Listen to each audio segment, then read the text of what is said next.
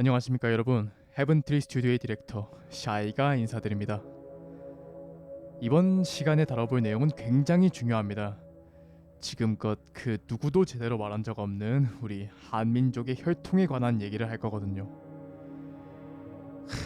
한민족의 혈통이라. 지난 제 가짜 유대인 영상을 보신 분들은 아실 겁니다.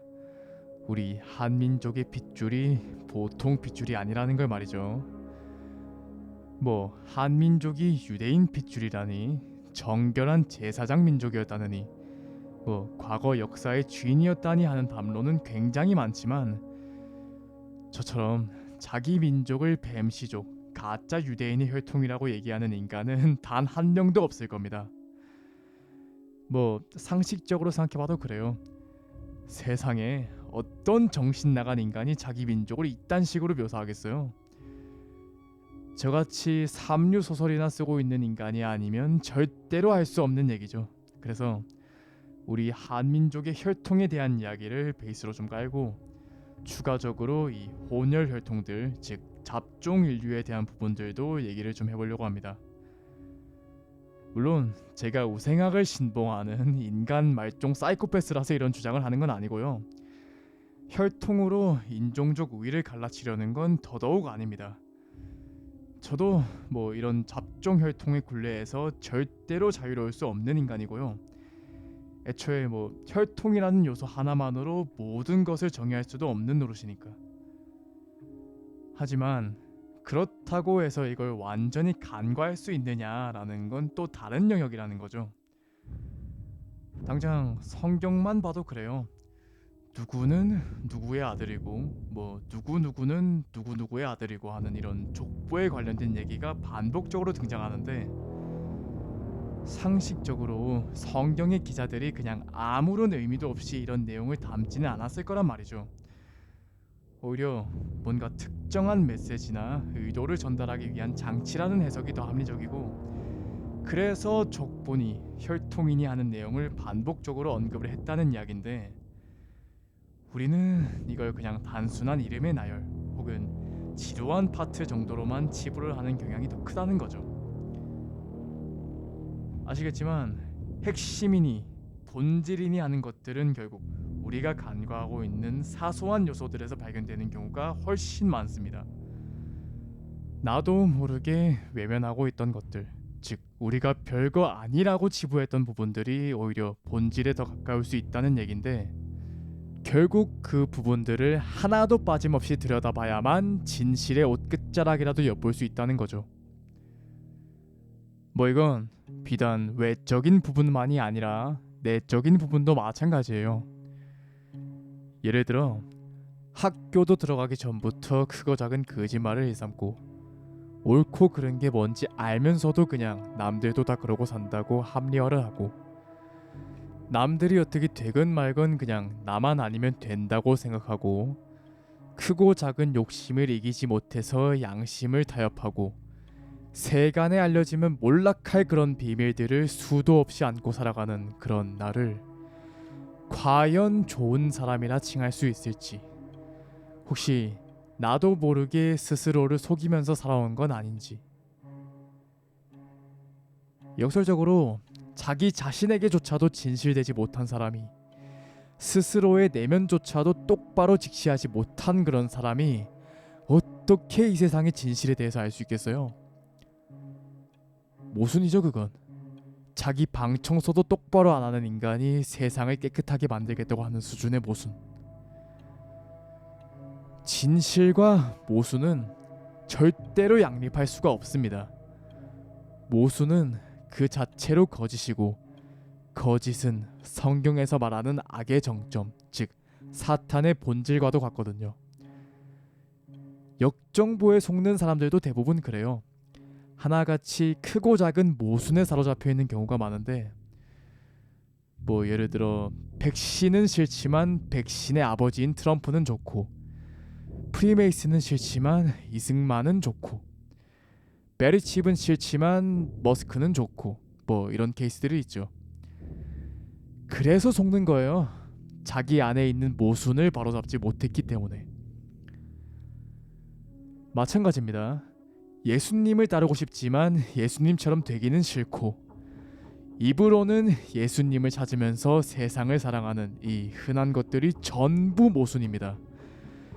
그리고 그런 모순들을 정확하게 직시하고 정확하게 바로잡지 못하면 결국 모순의 굴레, 거짓의 굴레 속에서 영원히 빠져나올 수 없게 되는 거죠. 그렇다면 여러분들은 과연 어떤 선택을 하시겠습니까? 모순을 바로잡는 길을 택하시겠습니까? 아니면 덮어두고 외면하는 길을 택하시겠습니까? 뭐 개인의 선택을 제가 강제할 순 없지만 아마 여러분들 자신은 알고 있을 겁니다. 어느 쪽이 옳은지, 어느 쪽이 과연 맞는 길인지. 여러분들이 부디 현명한 선택을 하기를 바라겠습니다. 그럼 한번 시작해 보시죠.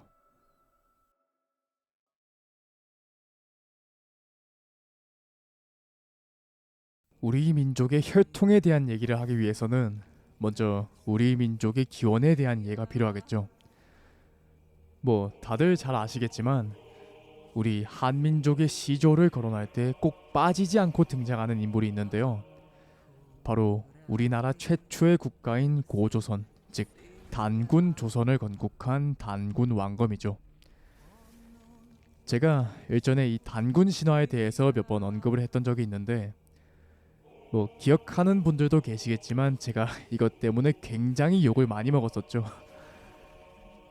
단군 신화의 스토리는 노아 홍수 당시에 있었던 네피림의 탄생 스토리와 그 내러티브가 굉장히 유사하다.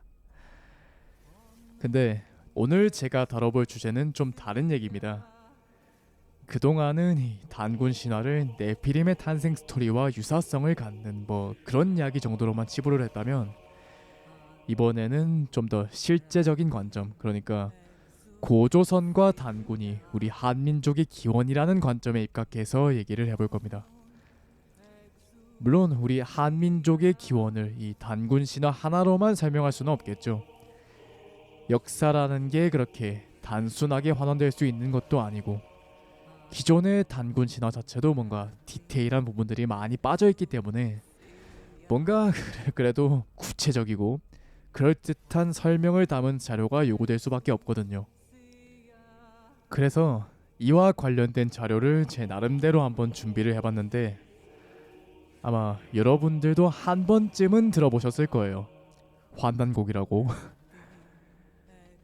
이 환단곡이는 말이죠, 쉽게 말하자면 고대 한민족이 역사를 기록했다고 주장되는 책의 이름입니다. 개연수 혹은 이유립이라는 양반이 썼다고 하고요.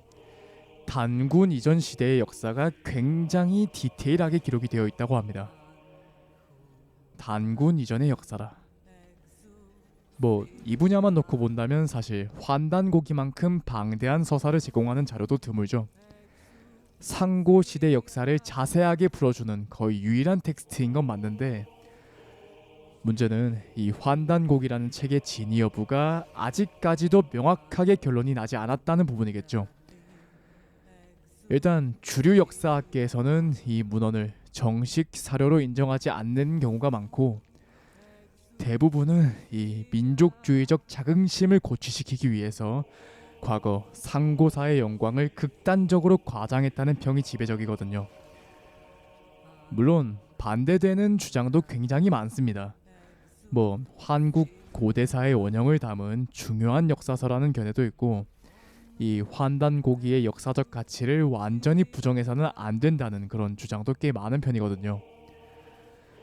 물론 저는 좀 중립적인 입장이긴 한데 한낱 위서로 평가받는 책이 이렇게나 많은 담론을 끄집어내고 있다면 뭐 한 번쯤은 걸러 들어볼 가치가 있겠죠.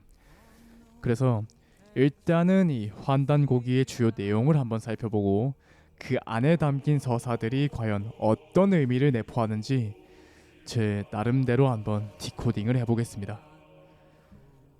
먼저 이 환단고기에는 12환국이라 불리는 고대 연방국가에 대한 언급이 있습니다. 삼성기에 따르면 12환국은 인류 최초의 국가인 환국을 구성하는 12개의 연방국가를 의미한다고 하고요. 또 우리 한민족의 시원인 고조선이 바로 이 12환국에서 비롯되었다고 합니다. 파냐류산 밑에 환인의 나라가 있으니 천의 동쪽의 땅이다.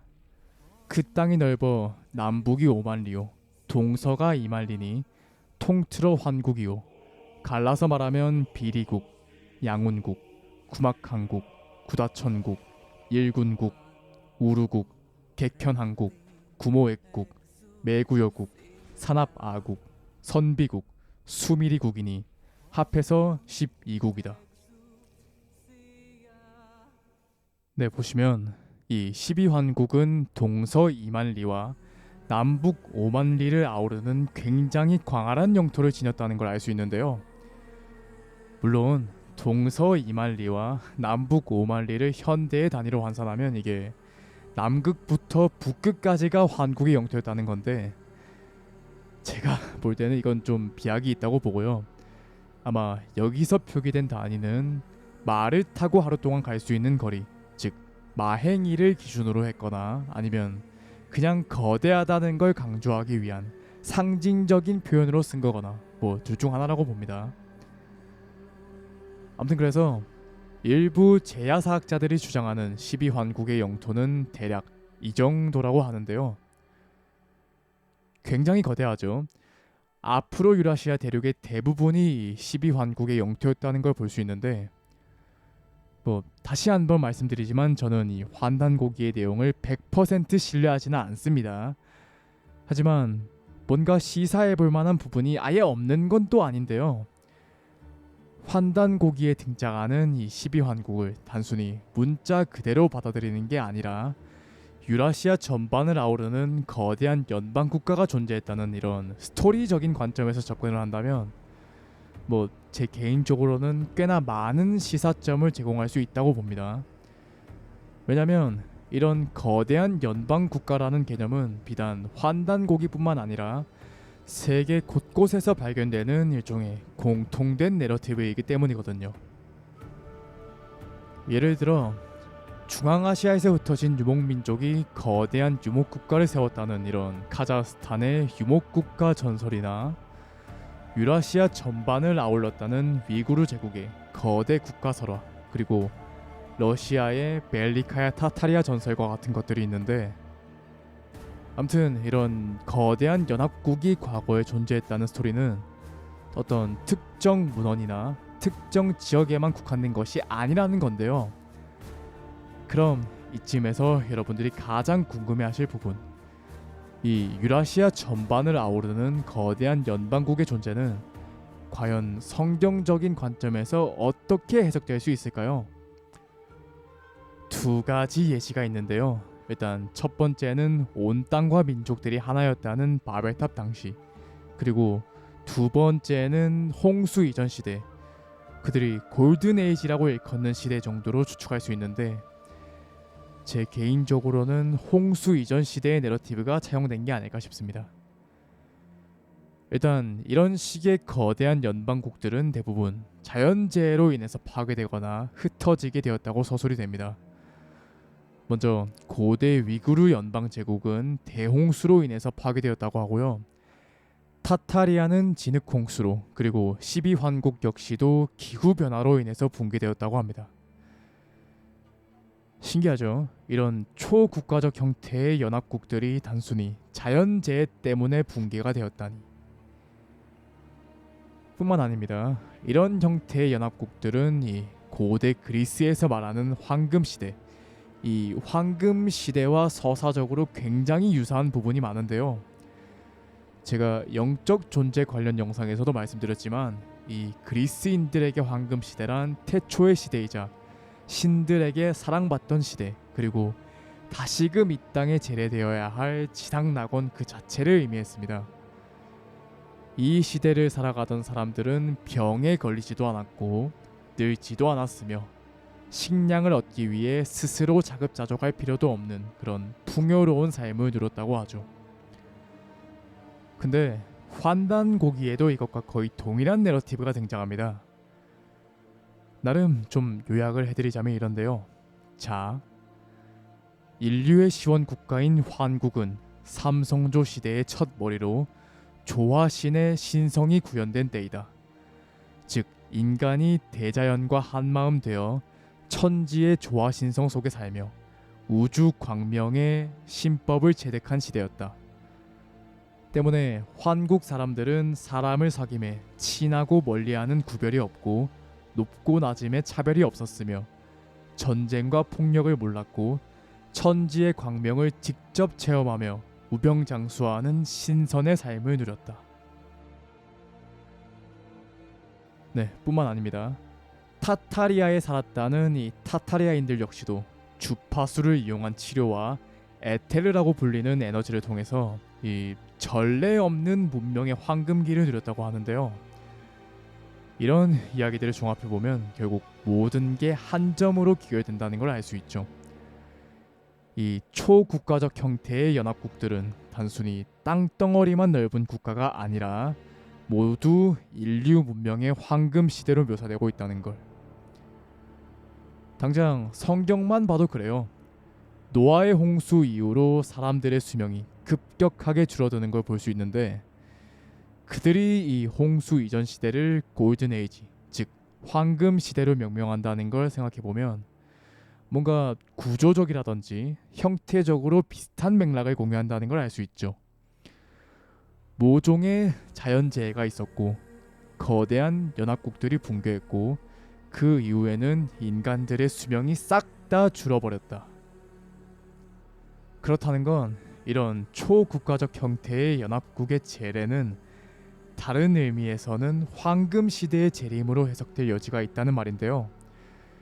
최근 환단고기와 같은 자료들이 다시 주목을 받고 있는 현상 역시도 아마 이런 흐름과 전혀 관련이 없다고 보기는 어려운 것 같습니다. 왜냐면 마치 지상낙원과도 같은 이런 거대한 연합국이 존재했다는 스토리는 세계 단일 정부, 즉 그들이 그렇게 염원하는 이 황금 시대의 도래를 우리 같은 소시민들이 스스로 갈망하도록 만들 수 있기 때문이거든요. 병도 없고 노화도 없고 먹고 살 걱정도 없는 시대가 도래한다는데 과연 그걸 마다할 사람이 있을까요? 오히려 그런 세상을 열렬히 갈망하게 될 가능성이 훨씬 크겠죠. 정리하자면 다양한 문화권에 등장하는 이 초국가적 형태의 연합국들은 제가 이전 영상에서 언급했던 황금 시대의 서사와 공통된 구조를 공유하고 있으며 이러한 서사들은 결국 세계 단일 정부로 나아가기 위한 하나의 촉진제, 그 이상도 그 이하도 아니라고 이해하시면 되겠습니다. 다음으로 가시죠.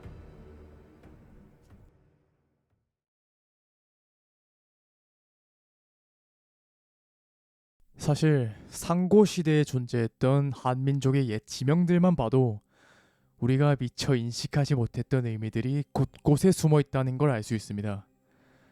일단 환단고기에 등장하는 이 환국, 이 환이라는 단어의 뜻이 바로 광명입니다. 광명. 즉 환국이라는 단어를 직역을 하면 광명의 나라 정도로 해석할 수 있다는 건데 광명하면 딱 떠오르는 천체가 하나 있죠. 금성, 루시퍼.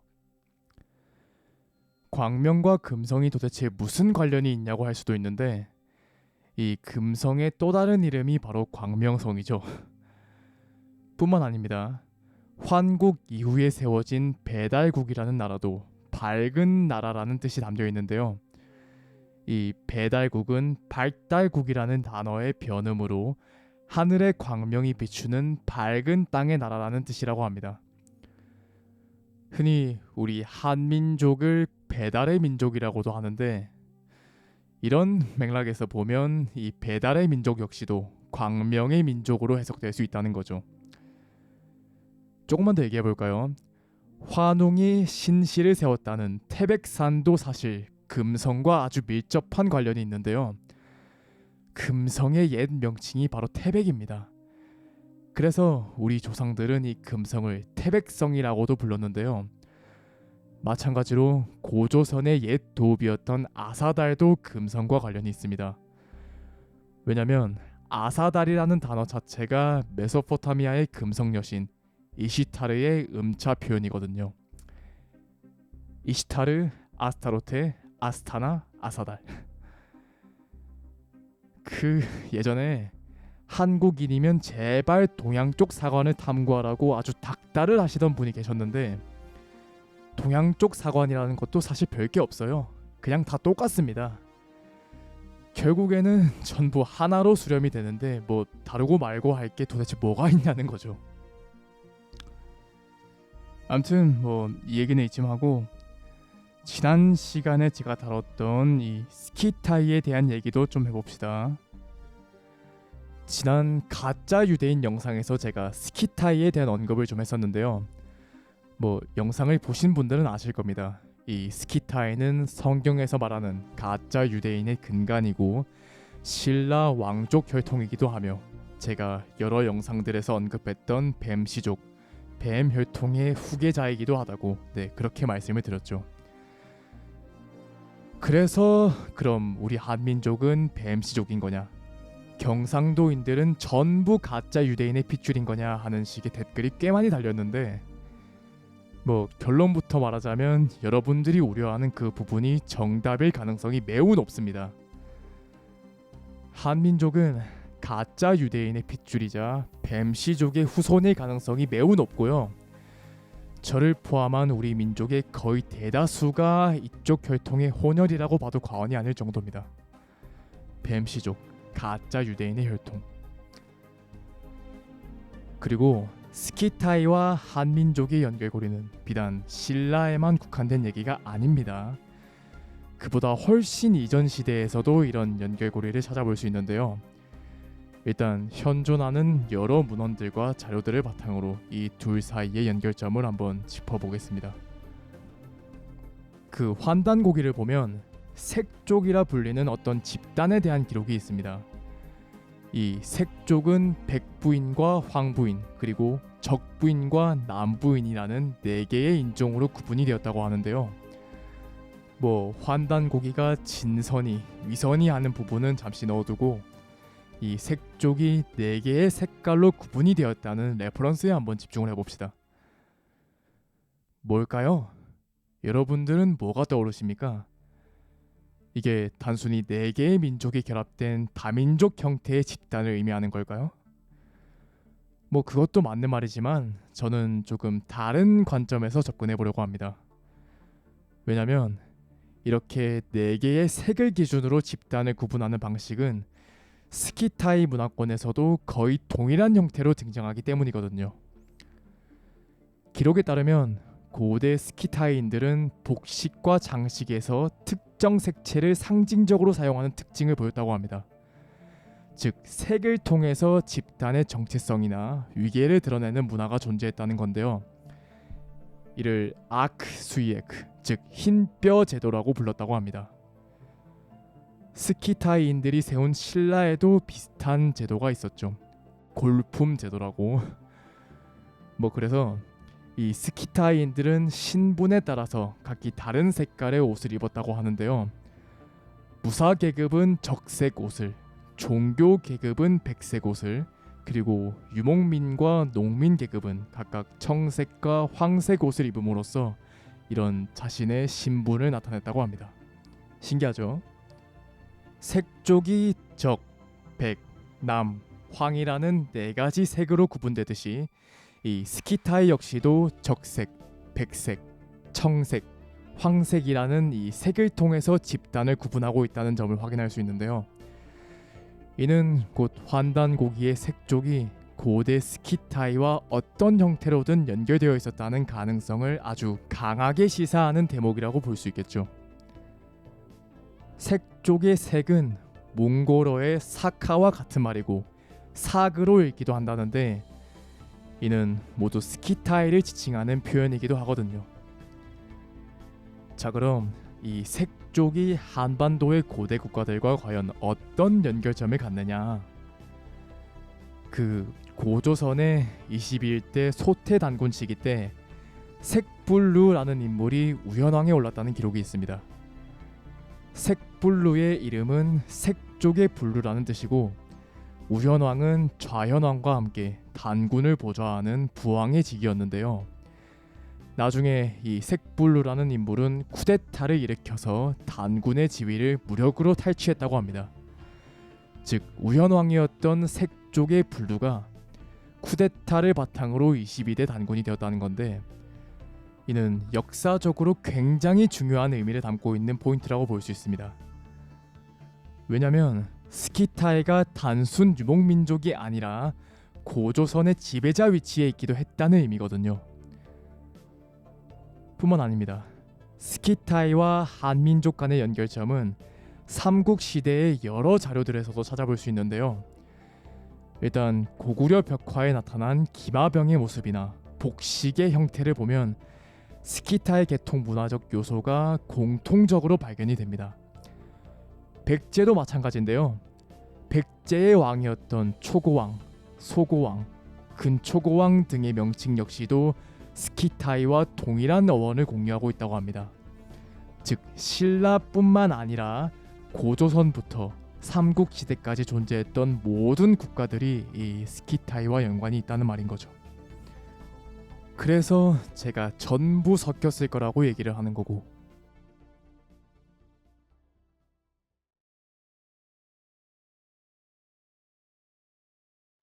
이 스키타이족에게는 좀 특이한 신체적 특징이 있었는데요. 바로 편두입니다. 이 편두는 스키타이 지배계층들의 특징인데요.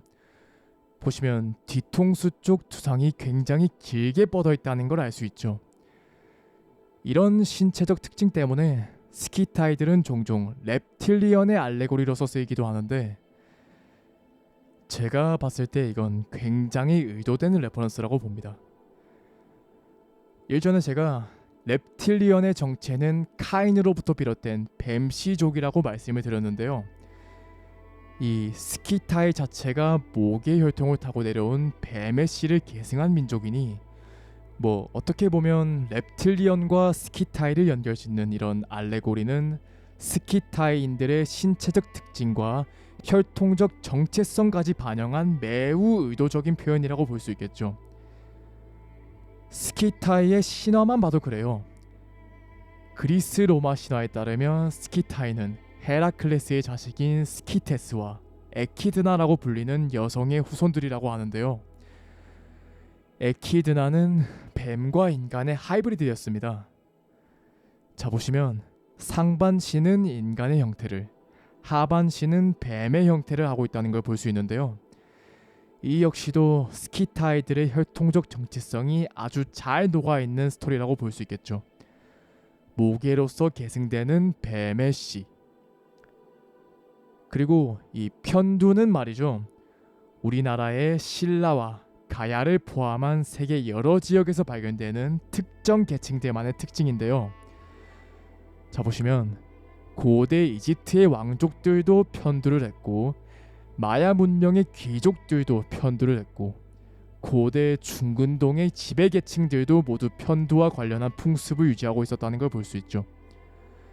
심지어 인도 신화의 신들을 봐도 이렇게 편두를 형상화하고 있다는 걸 알 수 있고, 가나안 지역의 신들을 묘사한 신상들을 봐도 모두 편두와 비슷한 형태의 두상을 하고 있다는 걸 알 수 있는데요.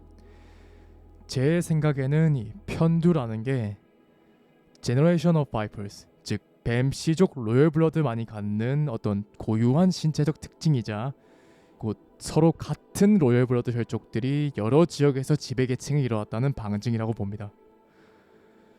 그러니 뱀을 숭배하고 용을 숭배하는 형태의 신화나 전설 등이 판을 칠 수밖에 없었던 거겠죠. 왜냐하면 걔들 뿌리가 다 거기 있으니까. 그럼 이쯤에서 여러분들이 가장 궁금해하실 부분, 뱀의 혈통이 섞이면 구원받지 못하냐라든지 백신을 맞은 사람은 구원을 받지 못하냐와 같은 이런 질문들에 대한 답변을 좀 드리고자 합니다. 일단 저는 뱀의 씨가 구원받지 못한다는 말을 한 적이 없습니다. 창조주께서는 뱀의 씨인 카인에게도 네가 잘하면 내가 너의 희생물을 받지 않겠니? 라고 말씀하셨고, 구약 시대의 이방인들 역시도 자기가 원하기만 한다면 얼마든지 창조주의 민족에 합류할 수 있었습니다. 대표적인 인물이 바로 라합인데요. 라합은 가나안 민족 출신의 여인이었으나 창조주에 대한 믿음을 바탕으로 이스라엘 민족에 합류할 수 있었고, 이후 살몬과 결혼해 다윗의 조상이 되는 등 예수님의 족보에도 그 이름을 올릴 수 있게 되었죠. 요셉과 결혼한 아스낫도 마찬가지였고, 모세의 아내였던 십보라도 마찬가지였어요. 유대인 혈통이 아니더라도 본인이 창조주의 민족에 합류하길 원한다면 그 누구건 상관없이 거기에 합류할 수 있었다는 겁니다. 그리고 이것을 대대적으로 확산시킨 사건이 바로 메시아의 등장, 즉 예수 그리스도의 등장과 십자가 사건이었던 거죠. 물론 이렇게 말하시는 분들도 분명히 있을 거예요. 그래, 뭐 누구든지 창조주의 민족에 합류할 수 있다고 치자. 그럼 혈통적인 부분은 어떻게 되는 거냐라고. 성경에 그 답이 있습니다. 요한일서 3장 9절입니다. 누구든지 하나님에게서 난 자는 죄를 범하지 아니하나니 이는 그분의 씨가 그 속에 머물러 있기 때문이라. 그는 하나님에게서 났으므로 죄를 지을 수 없느니라. 네, 여기서 그분의 씨라는 부분의 원어를 보면 스페르마인데요. 스페르마, 말 그대로 정자라는 거죠. 즉 구원받은 사람, 창조주의 민족에 합류한 사람에게는 그분의 씨가 그 속에 머무르게 된다는 이야기고, 그런 사람들은 타고난 혈통에 구애받지 않는다는 의미로도 해석할 수 있겠죠. 왜냐하면 창조주의 민족에 합류한 모든 사람들에게는 창조주의 씨가 그 속에 머무르고 있는 거니까. 물론 백신의 경우는 좀 다릅니다. 이는 요한계시록 3장을 보면 좀 더 명확하게 알 수 있는데요. 자, 사대에 있는 교회 천사에게 쓰라. 하나님의 7영과 7별을 가진 이가 이것들을 말하노라. 내가 너의 행위를 아노니 네가 살아있다는 이름은 가지고 있으나 죽었도다. 깨어서 남아있으나 죽으려 하는 것들을 강하게 하라. 내가 하나님 앞에서 네 행위가 완전함을 찾아내지 못하였나니 그러므로 네가 어떻게 받았고 들었는지 기억하고 굳게 붙잡아 회개하라. 그런즉 만일 네가 깨어있지 아니하면 내가 도둑같이 내게 이르리니 내가 어느 시각에 내게 이를지 네가 알지 못하리라. 사대에도 자기 옷을 더럽히지 아니한 몇 이름이 내게 있어. 그들이 흰 옷을 입고 나와 함께 걸으리니 그들은 합당한 자들이니라. 이기는 자 곧 그는 흰 옷을 입을 것이요 내가 그의 이름을 생명책에서 지워버리지 아니하고 그의 이름을 내 아버지 앞과 그분의 천사들 앞에서 시인하리라. 귀 있는 자는 성령께서 교회들에 말씀하신 것을 들을지어다. 네, 보시면 사대 교회 성도들은 어떤 잘못된 행위로 인해서 죽어가는 중이라는 걸 볼 수 있는데요. 그 잘못은 자기 옷을 더럽히는 행위에서 비롯되었다는 걸 알 수 있죠. 자기 옷, 즉 의복을 더럽힌 자들은 죽어가는 중이지만 아직 죽지 않고 남아있되 죽으려 하는 것들이 있다. 이 남아있는 부분을 강하게 해야 되는데 그러기 위해서는 어떻게 받았고 어떻게 들었는지, 즉 의복을 더럽히는 행위에 대해서 어떻게 해서 받았고 어떻게 해서 듣게 되었는지 기억해야 하며 그렇게 받고 들은 것들을 기억해서 굳게 붙잡고 회개해야만 한다고 되어 있죠. 거기에 회개한 자들은 고작 몇몇일 것이고 그들은 옷을 더럽히지 아니한 이름으로 간주한다. 그런 자들의 이름은 생명책에서도 지워버리지 않을 것이고 그들은 예수님과 함께 흰 옷을 입고 걷게 될 것이라고 하네요. 자기 옷을 더럽힌 사람들이라는 건 도대체 뭘까요? 뭐 평소에 옷을 더럽게 입는 사람들을 말하는 걸까요? 아니요. 성경에서 의복이란 육신을 말합니다. 즉 자기 옷을 더럽힌 사람들이라는 건 육신을 더럽힌 사람들이라고 이해할 수 있겠죠. 그렇다면 이 의복, 즉 육신을 더럽히는 행위라는 건 도대체 무엇을 의미하는 걸까요? 이 요한계시록은 마지막 때에 대한 책인데, 그럼 마지막 때 육신을 더럽히는 행위는 도대체 무엇을 의미하길래 생명책에서 지워버린다는 말씀까지 하셨던 걸까요? 간음? 문신? 피어싱? 당연히 아니겠죠. 너도 알고 나도 알고 모든 사람의 양심이 알고 있어서 차마 모른다고 말하기조차 어려운 그것, 그 주사밖에 없습니다. 내가 그의 이름을 생명책에서 지워버리지 아니하고, 정말이지 살떨리도록 무서운 말이 떡하니 적혀있다는 걸 볼 수 있는데, 이는 곧 생명책에서 지워지는 이름이 분명하게 존재한다는 의미거든요. 그리고 그 지워지는 이름들은 의복을 더럽히는 행위를 하고 그 잘못을 받고 들었음에도 회개를 하지 않은 사람들일 거고, 이보다 더 명확할 수가 없어요. 그냥 문맥을 잘 파악해가며 읽기만 하면 누구든지 알 수 있는 내용인데 왜 기독교인들은 자꾸 뱀처럼 혓바닥을 꼬고 있냐는 거죠. 뭐 백신이 하나님의 선물이라고 하는 사람들은 일단 논외로 하고, 사대 교회는 이미 예전에 지나갔으며 우리와는 관계가 없는 교회라고 한다든지, 뭐 구원에는 결코 탈락이 없으며 한 번 구원은 영원한 구원이라고 말하는 게 대부분인데, 뭐 설령 그렇다 해도 사대 교회는 분명 그들이 말하는 교회 시대에 속할 텐데 어떻게 구원에 탈락이 없다고 말하고 어떻게 한 번 구원은 무조건 영원하다고 말할 수가 있는지 모르겠다는 거죠. 특히 이런 류의 얘기는 소위 세대주의라는 교리를 내세우는 킹 제임스 진영에서 주로 하는 말인데, 뭐 결과적으로 많은 독립 침례 교회에서 가르친 이런 킹 제임스 세대주의 교리 때문에 많은 사람들, 아니 수많은 사람들이 아무런 거리낌 없이 그 주사를 맞게 되었죠. 그 이유는 한 번 구원은 영원한 구원이라는 그들의 교리 때문이었고, 뭐 저도 알아요. 킹 제임스 진영이 기존 교단들에 비하면 확실히 성경적인 가르침을 많이 선보였다는 걸. 하지만 메이슨들이 유독 킹 제임스 진영만 가만히 놔뒀을까요? 그럴 리가 없겠죠. 뭐 주절주절 말로 떠들지 말고 열매로 한번 판단을 해봅시다. 킹 제임스 세대주의는 수많은 기독교인들이 주사를 맞게 하는 열매를 맺었습니다. 거기에 이미 주사를 맞은 기독교인들이 절대로 회개를 하지 않도록 하는 정신적인 지주 역할까지 하고 있죠.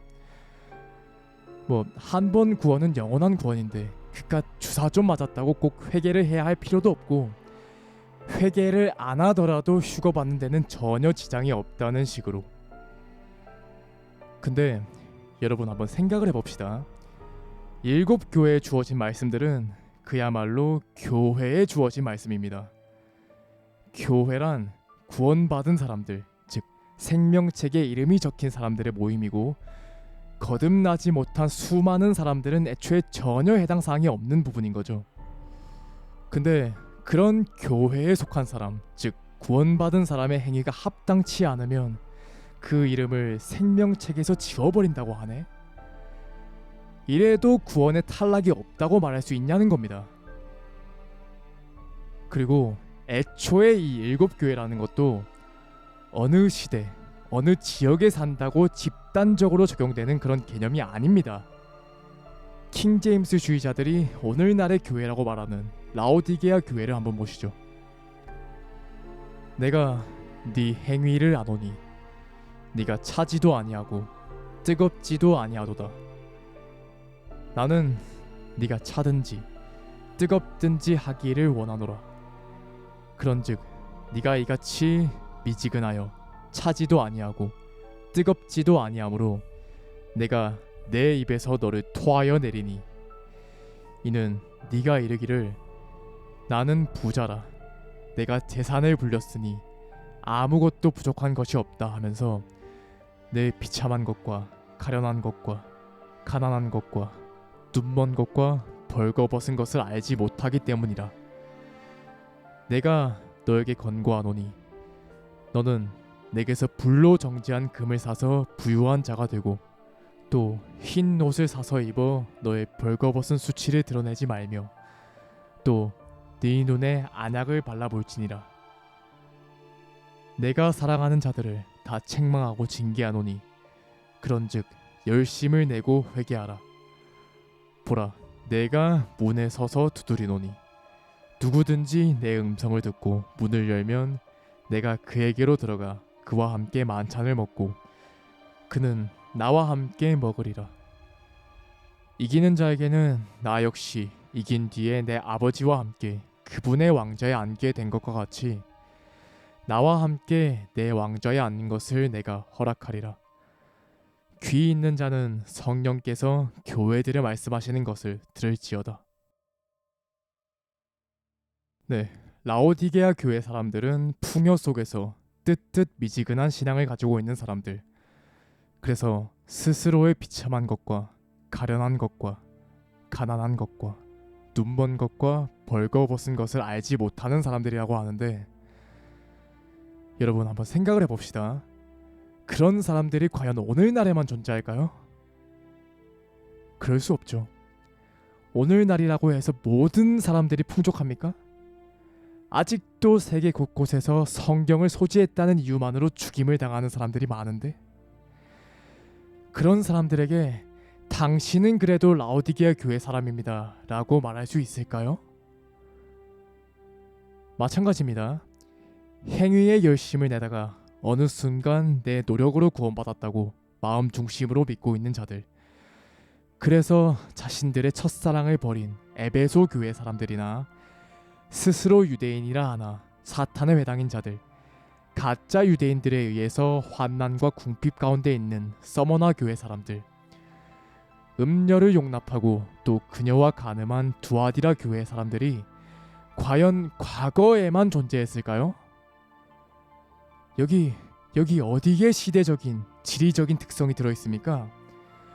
오히려 에베소니, 서머나니 하는 지명을 빼면 아무것도 없다는 걸 알 수 있죠. 물론 사도 요한의 시대에는 각 지명에 따라 존재하는 교회 그룹들의 이런 7교회의 특징이 배어 있었을 겁니다.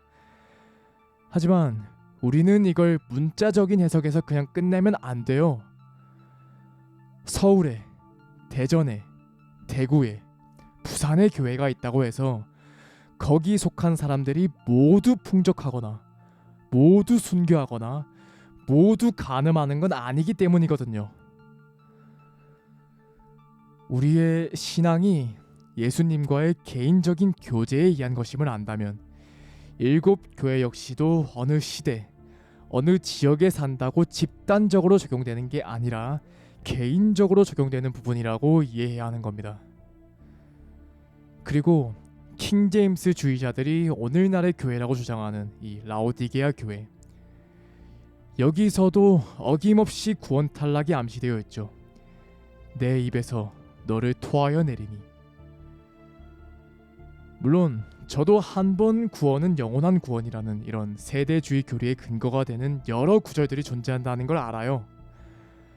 하지만 애초에 상식이 있고 양심이 있는 사람이라면 성경의 모든 구절을 참으로 만드는 해석을 해야 됩니다.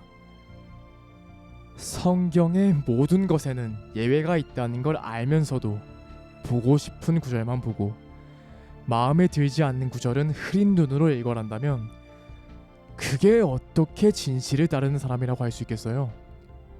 모순이죠, 모순. 그리고 애초에 이 문제는 성경 해석까지 갈 필요도 없어요. 당시에 집계된 백신 사망자만 1,400여 명. 아무런 기저질환도 없이 건강하게 생활하던 2030 세대도 많았고 심지어 청소년들도 있었습니다. 하지만 대부분은 내 자식이 아니라는 이유로, 내 부모, 내 가족이 아니라는 이유로 무고한 사람의 죽음을 못 본 채 했었죠. 멀쩡하던 내 애가 백신 때문에 죽으면 적어도 그 아이의 부모는 백신 생각만 해도 분노가 치밀 것이고, 백신 패스가 없어서 받는 불이익이 아무리 크더라도 결코 그 백신을 절대로 맞지 않는 길을 택하겠죠. 하지만 그게 내 가족이 아니라면, 백신을 맞고 죽은 사람이 내 자식이 아니라 남의 자식이라면 당신은 어떤 선택을 하시겠습니까? 무고한 사람들이 계속 죽어나가지만 이름도 모르고 얼굴도 모르는 사람들이라서 별로 신경 쓰고 싶지가 않으신가요? 아니면 부양해야 될 가족이 있다는 이유로 무고한 사람들의 죽음을 계속 못 본 채 하실 건가요? 뭐 내 가족만 아니면 되니까, 내 휴거랑 내 구원이랑은 아무런 관련이 없으니까. 뭐 그렇다고 사악한 사람과 좋은 사람을 갈라치고 싶지는 않아요. 애초에 우리 모두의 디폴트 값은 사악한 자이기 때문이거든요. 단지 그중 일부가 처절한 뉘우침으로 그 상태를 겨우 벗어났을 뿐인 거죠. 저한테 뭔가 바람이 있다면 그냥 한 사람이라도 좋으니까 자기 자신의 구역질 나는 모습을 깊게 들여다볼 수 있었으면 좋겠어요. 제가 그랬거든요. 지나온 삶들을 전부 되짚어보면 전부 구역질 나는 뭔가일 뿐이었어요. 그냥 철저하게 외면해왔기 때문에 몰랐던 거지. 숨이 붙어있는 한은 돌이킬 기회가 있습니다.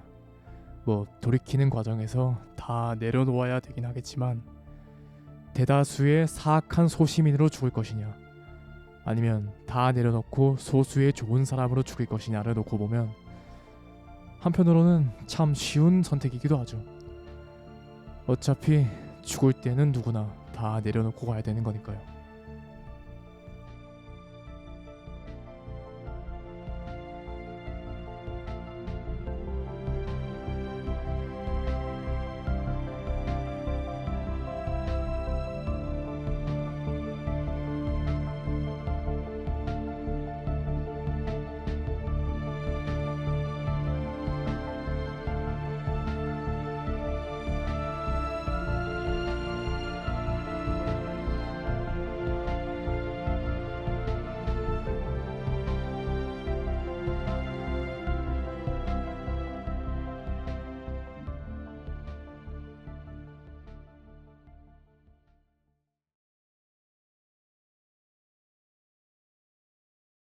마지막으로 교회와 관련된 얘기만 하고 마무리하겠습니다.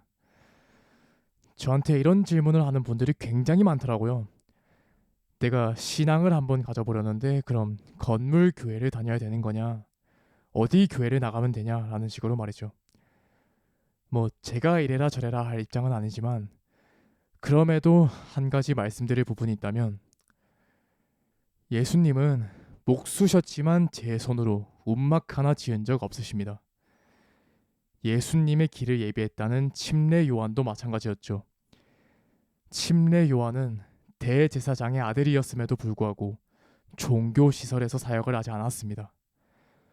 오히려 아무것도 없는 광야 한가운데서 사역을 했고, 평생을 제단이나 종교시설, 종교인들과 같은 이들을 멀리하면서 살았었죠.